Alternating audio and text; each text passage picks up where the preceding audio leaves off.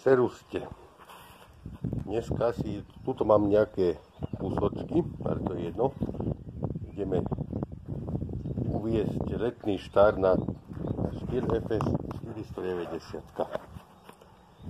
Potom tam je vzadu nejaká hustá malá tráva, takže pôjdeme to vyskúšať po sezóne. Tu mám takúto hlavu tap-ankou, to sa prepchá tu a navinie sa. Teraz tu mám na skúšku túto 2,4, idem ako sa to bude chovať.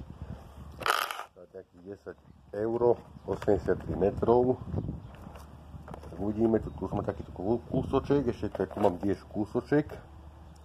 Takúto, takže toto nebudem vyhadzovať, na čo to mám vyhodiť. Ideme si to naštartovať a ideme vyskúšať kosenie. Sledujte ďalej.